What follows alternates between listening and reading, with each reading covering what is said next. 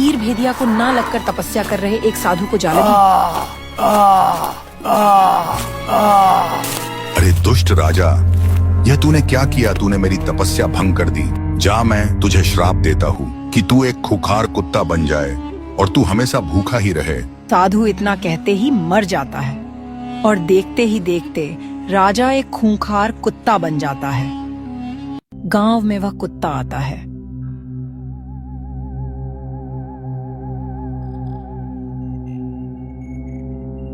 और एक लड़का को उठाकर जंगल में ले जाता है।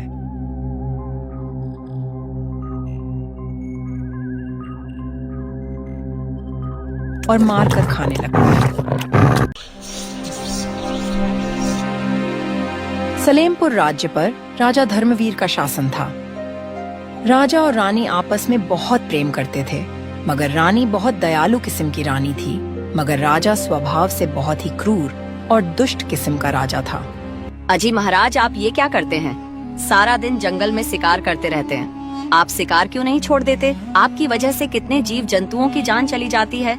इससे सारे जीव जंतु आपसे दुखी हो रहे होंगे। अरे महारानी जी, आप क्यों चिंता करती हो? यह तो हमारा वीर होने की पहचान है। अगर मैं शिकार नहीं करूँगा तो मैं राजा कैसे कहलाऊंगा? अगली सुबह राजा और मंत्री जंगल जाते हैं।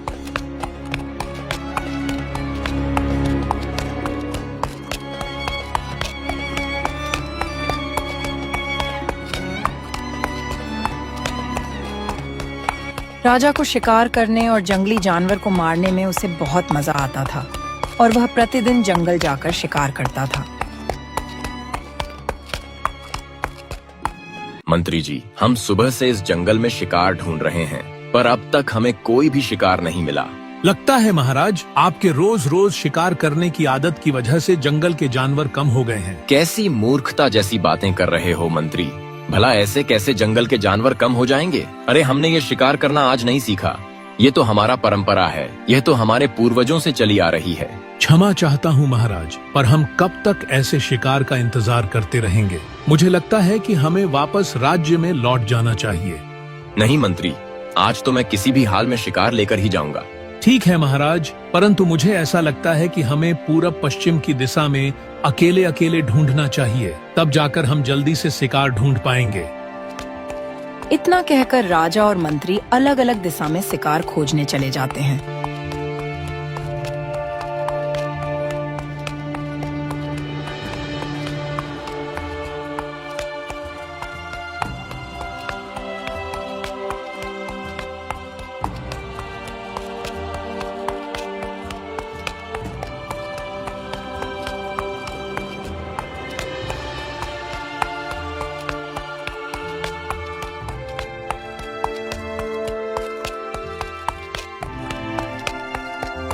राजा और मंत्री बहुत देर तक शिकार की खोज करते हैं, लेकिन वे दोनों शिकार नहीं ढूंढ पाते।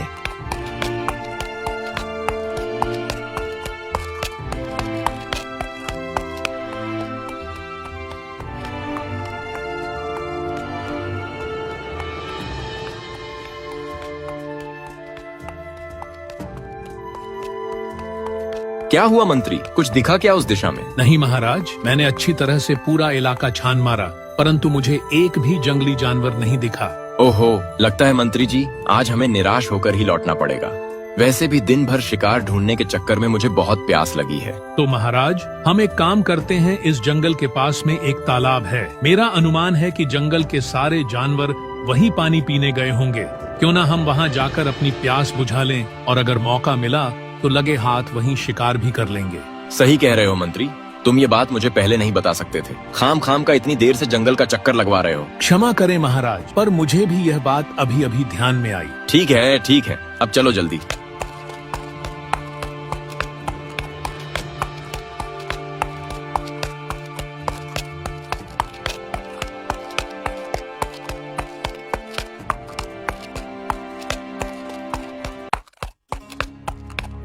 ये क्या मंत्री, तुमने तो कहा था कि तालाब के पास सारे जानवर पानी पी रहे होंगे, पर यहाँ तो एक भी जानवर नहीं दिखाई दे रहा। पर महाराज, मैंने तो बस अनुमान लगाया था कि अगर पूरे जंगल में जानवर नहीं है तो इसी तालाब के पास होंगे। परंतु मंत्री, हमारे साथ ऐसा पहली बार हो रहा है कि हमें पूरे जंगल में एक भी जानवर नहीं दिखाई दे रहा। खैर वो सब छोड़ो, अब जल्दी से पानी पी लेते हैं। इतना कहाँ ही था कि अचानक एक भेड़िया वहाँ से भागता है।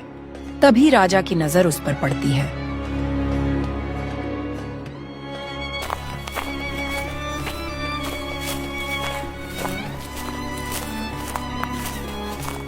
भेड़िया भागते भागते जंगल के बीचों बीच जाता है।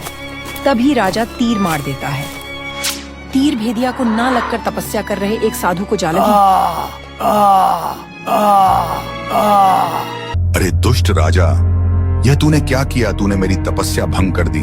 जा, मैं तुझे श्राप देता हूँ कि तू एक खुखार कुत्ता बन जाए और तू हमेशा भूखा ही रहे, तुम्हारा पेट कभी नहीं भरे। महात्मन, मुझे क्षमा कीजिए। मैं तो तीर भेड़िया को मार रहा था, मगर गलती से आपको लग गई। अरे दुष्ट राजा, तुम्हें क्या पता कि जानवरों को भी तकलीफ होती है, उन्हें भी दर्द होता है, लेकिन तुम्हें कौन समझाए। लेकिन अब तुम्हें अच्छा से समझ आ जाएगा। साधु इतना कहते ही मर जाता है और देखते ही देखते राजा एक खूंखार कुत्ता बन जाता है। राजा को कुत्ता बनते देख मंत्री बहुत डर जाता है और वहां से भाग जाता है। यह सभी एक सारस पेड़ पर बैठा देख रहा था। मंत्री डर के मारे वहां से भागकर राजमहल जाता है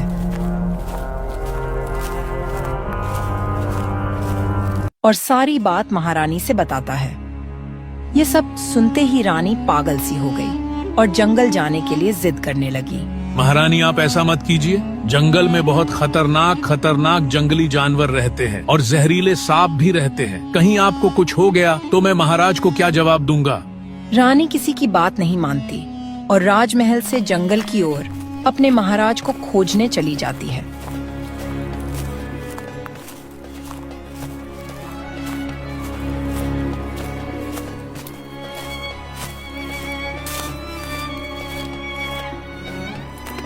जाते जाते उस जंगल के बीचों बीच जाती है और सुनती है कि कुछ जानवर आपस में बात कर रहे हैं। अरे भाई, तुम जानते हो वह दुष्ट राजा को जो जंगल में किसी भी जानवर को चैन से जीने नहीं दे रहा था, उसे साधु महाराज ने श्राप दे दिए है और उसे कुत्ता बना दिया। बहुत अपने बल का प्रयोग करता था। दुष्ट राजा, अब उसे अच्छा सबक मिलेगा। जानवर को ऐसे बात करते रानी सुनती तो वह बहुत दुखी होती है। वह पूरा जंगल में राजा को ढूंढ ढूंढ कर थक जाती है और आराम करने लगती है और आराम करते करते वह सो जाती है। और शाम हो जाती है। इधर रात होते ही गांव में वह कुत्ता आता है।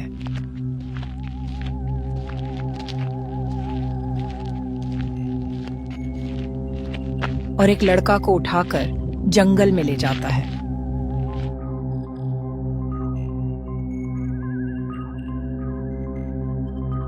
और मारकर खाने लगता है। वाह, ये लड़का का तो मांस बहुत अच्छा लग रहा है। मैं किसी गांव वालों को नहीं छोड़ूंगा, सबको मारकर खा जाऊंगा। अगली सुबह गांव में हाहाकार मच जाता है।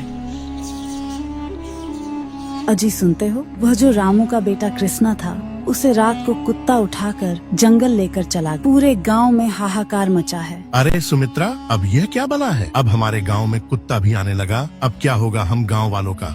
पूरा दिन इसी तरह गांव के लोग बहस करते हैं। इधर रानी की नींद खुलती है तो वह फिर से जंगल में राजा को खोजने लगती है।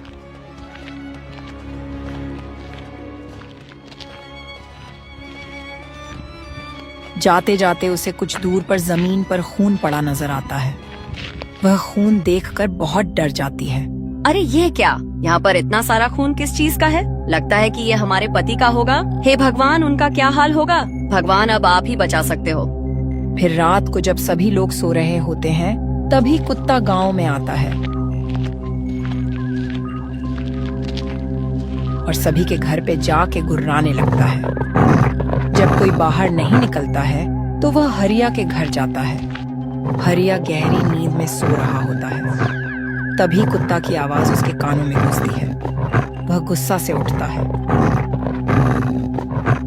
अरे ये कौन जानवर मेरे दरवाजे पर शोर कर रहा है? अभी मैं उसे भगाता हूँ। उसकी इतनी हिम्मत जो मेरे दरवाजे पर आकर शोर करे। अजी क्या हुआ? आप सो जाओ, तुम बाहर मत जाओ। देख रहे हो आजकल कुत्ता गांव में आ रहा है, कहीं कोई अनहोनी ना हो जाए। आप बिल्कुल घर से बाहर मत निकलना। अरे तुम क्यों चिंता कर रही हो? मैं किसी से नहीं डरने वाला, कुत्ता सुत्ता से। मैं बहुत बलवान हूँ, मेरा कोई कुछ नहीं बिगाड़ सकता। हरिया गुस्से से बाहर जाता है और कुत्ता को देखकर उसकी हालत खराब हो जाती है। तभी कुत्ता उस पे हमला कर देता है और हरिया को जंगल ले जाता है।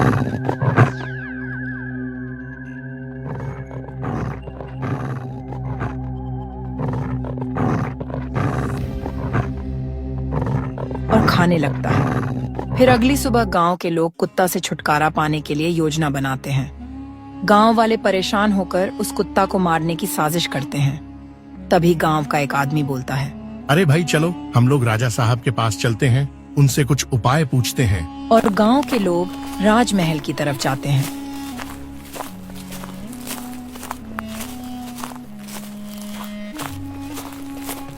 और इधर राजकुमारी जंगल में राजा को खोजते खोजते बेहोश होकर गिर जाती है। यह सब एक सारस पेड़ पर बैठा हुआ देख रहा होता है। सारस रानी को देखकर घबरा जाता है और उसे पानी पिलाता है। रानी होश में आते ही बोलती है, हे सारस महाराज, आपका बहुत बहुत धन्यवाद जो आपने मेरी जान बचा ली। हे महारानी, आप क्यों इस जंगल में भटक रही हैं? क्या परेशानी है? हे सारस महाराज, हमारे राजा शिकार के लिए जंगल गए हुए 5 दिन हो गए, लेकिन वह आज तक घर नहीं आए। पता नहीं उनको क्या हो गया, इसीलिए मैं कई दिनों से जंगल में उन्हें ढूंढ रही हूँ, लेकिन उनका पता नहीं चल रहा है। सारस इतना सुनते ही रानी से बोलता है, हे रानी साहिबा, आपके राजा को तो एक साधु बाबा ने श्राप दे दिए हैं। मैंने उन्हें अपने आंखों से देखा और अब वह एक कुत्ता बनकर इधर उधर भटक रहे हैं और गांव वालों को मार रहे हैं। इतना सुनते ही रानी के पैरों तले से जमीन खिसक जाती है और वह चौंकते हुए बोलती है, हे सारस महाराज, आप यह क्या कह रहे हैं? मेरे राजा साहब एक कुत्ता बन गए हैं और लोगों को मार कर खा रहे हैं। ये कैसा अनर्थ हो गया? मैं अब उनके पास कैसे जाऊंगी? देखिए रानी साहिबा, जंगल के बीचों बीच राजा साहब दिन में आराम कर रहे होंगे। चलिए, मैं आपको उनके पास ले चलता हूँ। आओ, मेरे ऊपर बैठ जाओ, मैं तुम्हें वहाँ तक छोड़ देता हूँ। रानी को सारस अपने ऊपर बैठाकर जंगल के बीचों बीच ले जाने लगता है।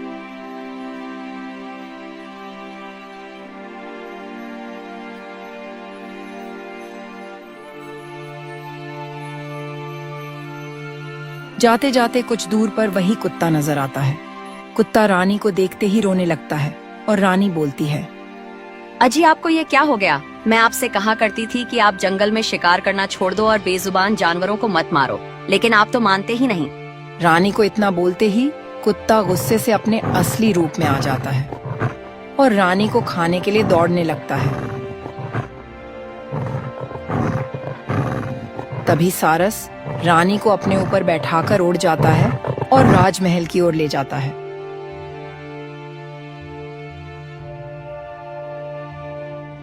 राजमहल जाते ही रानी देखती है कि गांव के सभी लोग राजमहल में इकट्ठा हुए हैं। तभी मंत्री बोलता है, महारानी साहिबा, आप इतने दिनों से आप कहाँ थीं?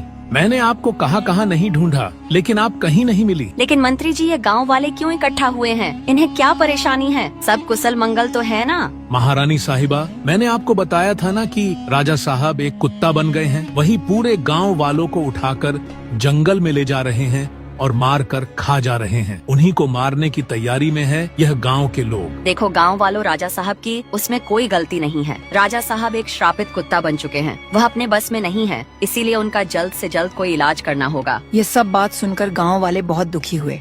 तभी रानी बोल पड़ी, देखो, गांव के लोग राजा साहब को सही करने के लिए कोई न कोई उपाय करना पड़ेगा, नहीं तो पूरे गांव को वह मार कर खा जाएंगे। तो आप लोग जानते हैं किसी तांत्रिक या किसी ऋषि मुनि को जो राजा साहब को श्राप से मुक्त कर सके।